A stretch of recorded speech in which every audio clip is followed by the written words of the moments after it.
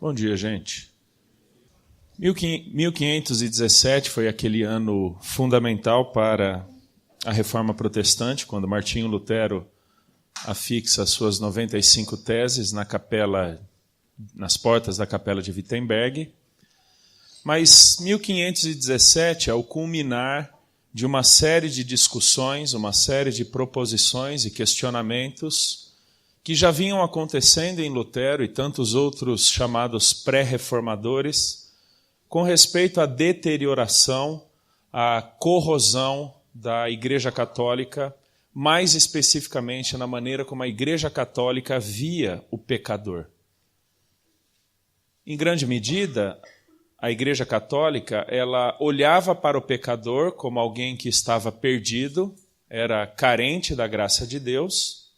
Mas desde o século III, um teólogo católico chamado São Cipriano de Cartago, quando ele escreve um pequenino livreto, um pequenino excerto ali, sobre a unidade cristã, ele vai dizer o seguinte: não pode ter Deus por pai quem não tem a igreja por mãe. Como ninguém se pôde salvar fora da arca de Noé, assim ninguém se salva fora da igreja. E aquela proposta de São Cipriano acabou moldando muito da soteriologia católica. Uma proposta de que se alguém deveria encontrar a salvação, este alguém não a encontraria fora das doutrinas da Igreja Católica, fora das práticas da Igreja Católica. Então, ao longo da Idade Média, desenvolveu-se todo um sistema baseado na própria Igreja e não na pessoa de Cristo, essa forma de um indivíduo alcançar a vida eterna. Em algum tempo, a Igreja Católica fez uma breve distinção, e eu voltarei a falar sobre isso mais para frente, fez uma distinção entre a justificação pela fé e a salvação pelas obras. A Igreja Católica até acreditava que a justificação era pela fé, mas não apenas pela fé.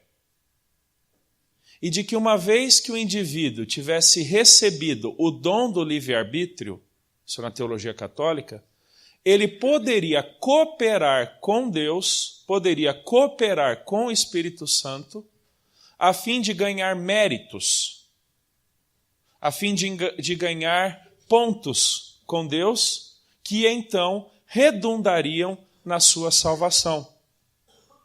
Então a Igreja Católica desmembrava a ideia de alguém ser tido por justo diante de Deus, da salvação eterna. Esta salvação, ela acontecia por meio de obras. Nada mais era do que uma aplicação prática do que São Cipriano disse lá atrás.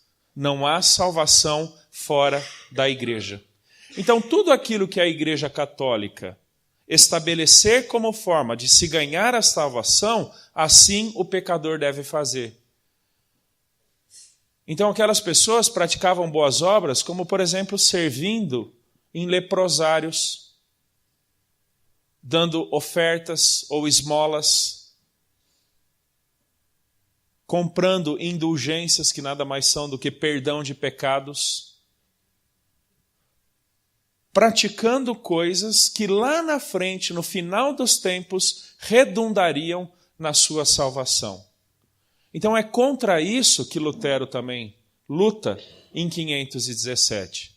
Mas mais especificamente, no dia 25 de abril de 1518, Lutero ele entra num debate na cidade de Heidelberg, que um século depois vai ter uma função extremamente importante na teologia reformada também, quando acontece o concílio ou o desenvolvimento da Confissão de Fé de Heidelberg, do Catecismo de Heidelberg. E naquele debate, em 1518, Martinho Lutero faz uma breve distinção entre a teologia da glória e a teologia da cruz. Para Lutero, a Igreja Católica havia desenvolvido uma teologia da própria glória, ou da glória própria, onde as coisas giravam em torno da igreja e nada mais serviam, estas coisas, senão para a promoção do próprio nome, da própria glória, do próprio status da Igreja Católica, onde Cristo Jesus e a sua cruz foram simplesmente esquecidos ao longo da história. E Lutero, que também foi chamado de o teólogo da cruz, vai dizer que até que a igreja entenda que toda teologia e toda salvação encontra-se na cruz de Cristo, ela estará terminantemente perdida.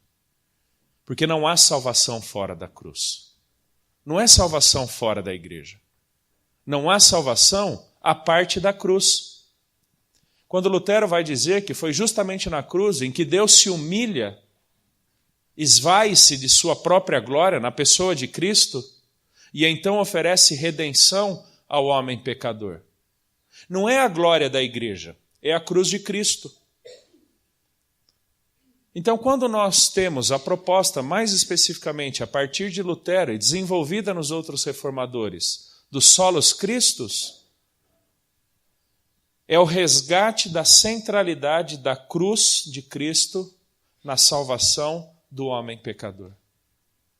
E que, portanto, não existe absolutamente nada que possamos fazer por nós mesmos, tanto para o merecimento, quanto para a efetivação da nossa salvação. Nós não fazemos por merecer.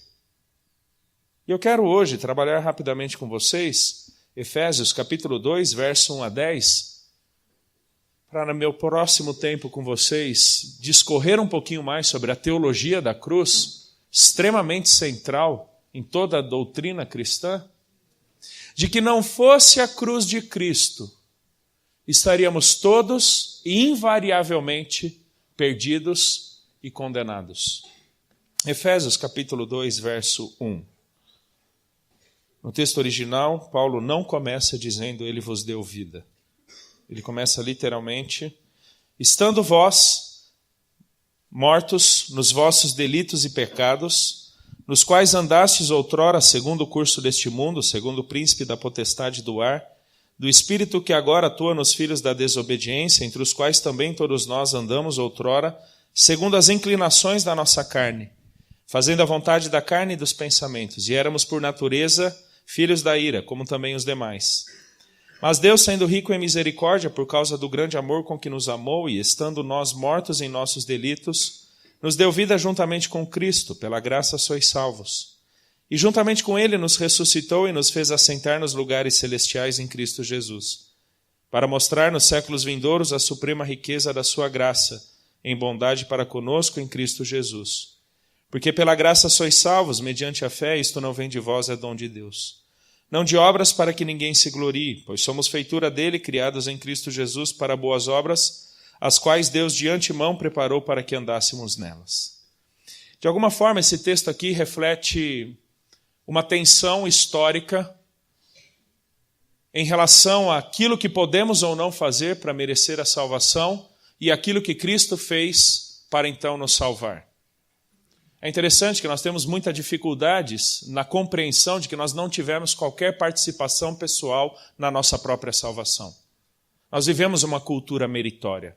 Nós vivemos uma cultura, uma mentalidade em que as coisas são simples resultado dos nossos esforços a favor dessas coisas. Fizemos por merecer aquilo que conquistamos. Exemplo, estudamos, portanto tiramos uma boa nota. Nos esforçamos nisso, portanto realizamos bem aquilo. Trabalhamos o mês, portanto temos o sustento. Educamos os nossos filhos, por isso eles foram bem educados. Fizemos isto, portanto aconteceu aquilo. Essa é a mentalidade meritória na qual estamos inseridos.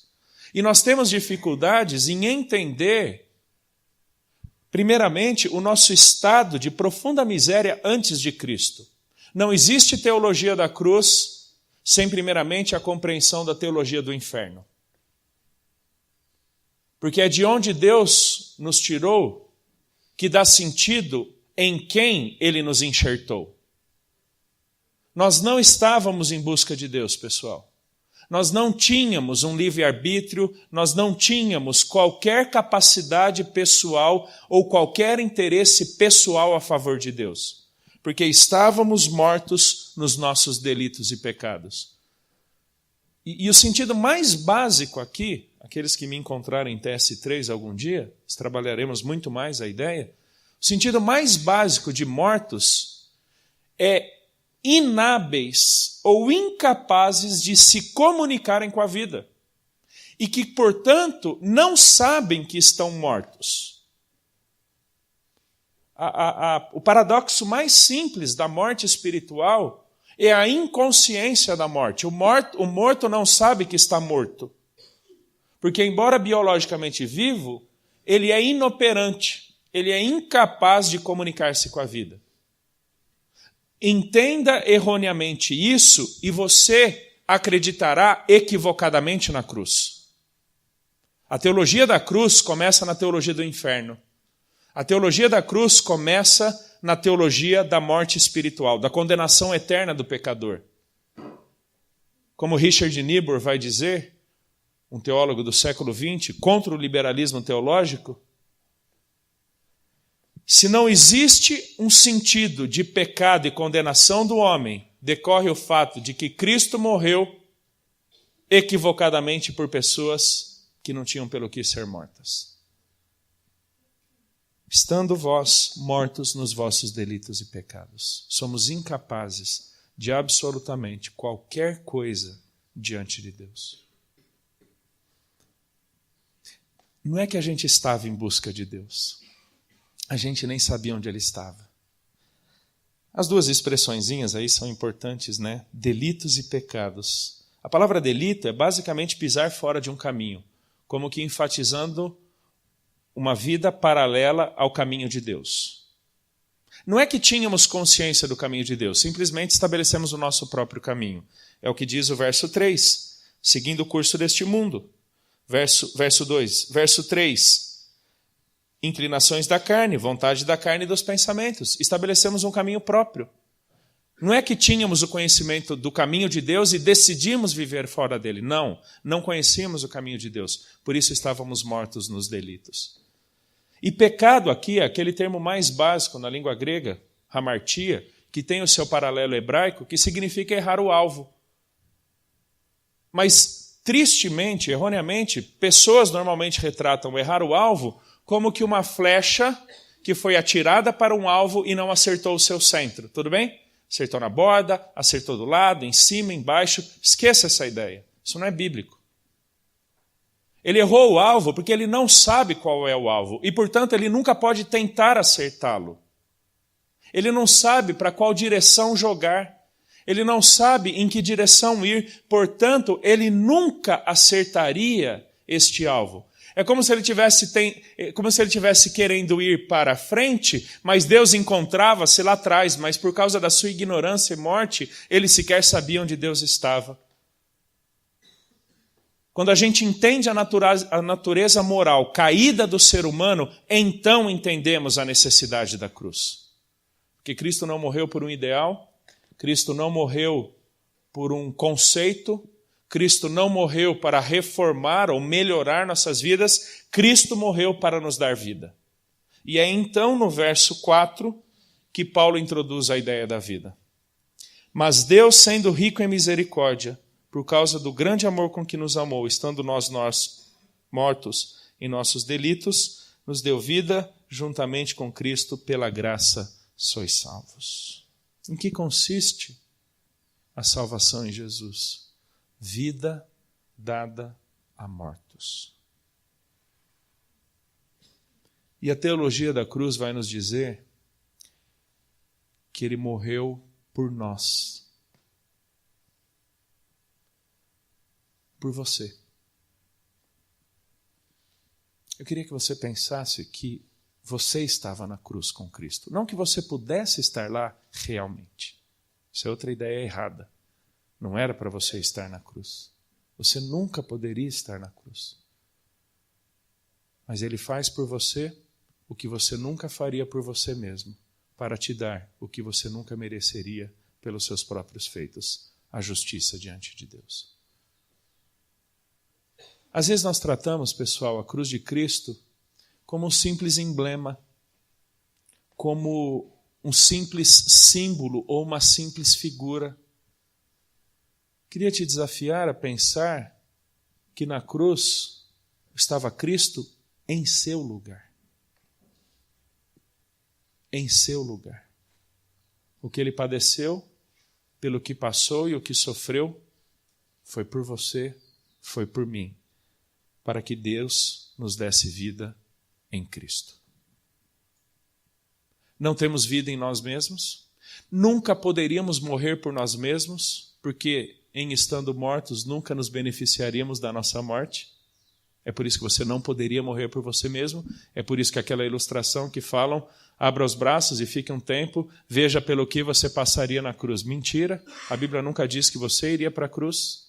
A Bíblia nunca disse que era para você ter morrido lá, porque estando morto você nunca se beneficiaria do seu sangue, porque Deus nunca requereu o seu sangue para a expiação dos seus pecados. Deus sempre trabalhou substitutivamente. Você já parou para pensar por que Deus trocou a tanga de folhas de Adão e Eva por uma de pele de animal? Porque a cobertura do pecado passa pelo derramamento de sangue. É por isso que Deus não matou imediatamente Adão, para lhe ensinar a substituição.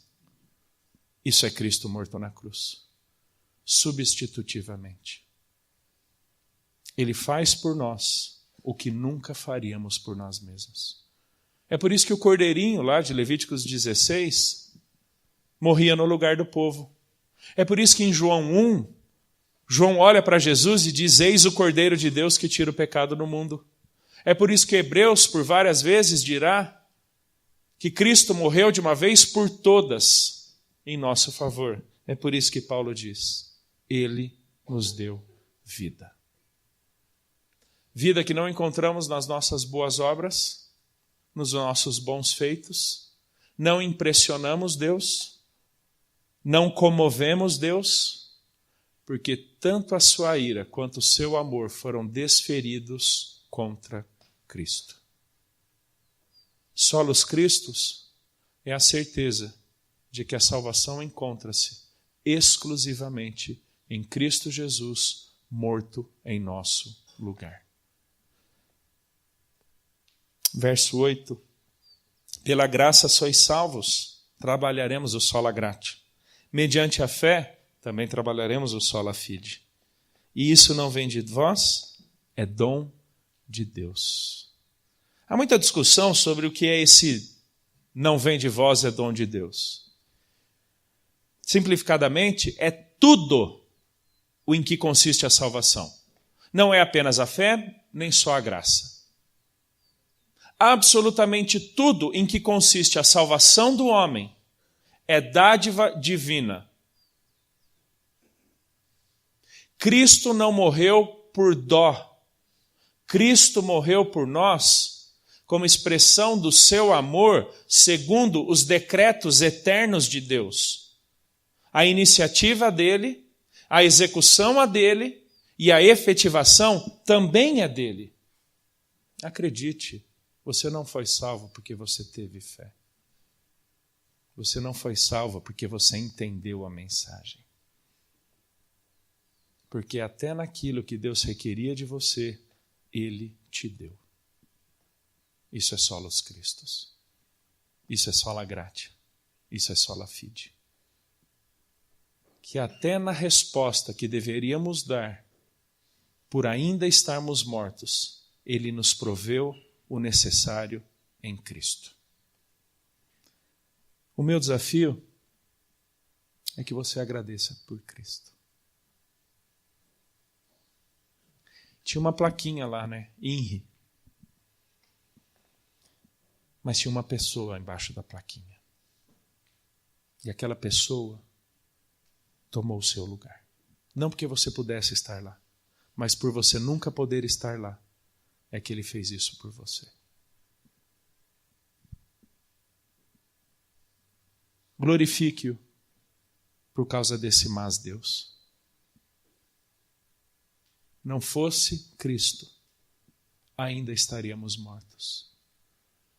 E eu não tenho dúvidas, pessoal, que a nossa correria do dia a dia aqui no seminário, as muitas coisas a fazer no final de semana, muitas vezes nos fazem esquecer do porquê estamos aqui. Preste atenção, não é porque ministerialmente. Porque a causa da tua presença aqui não é teu sonho ministerial. Se for isso, você não entendeu nada.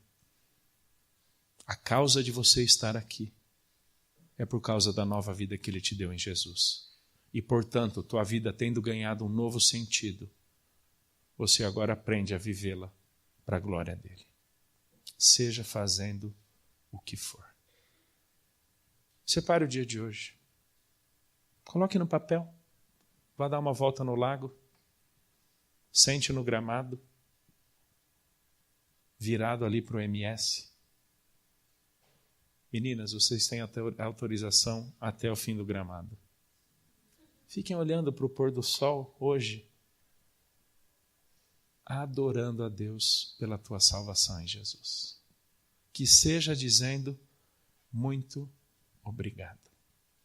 Muito obrigado. Vamos orar?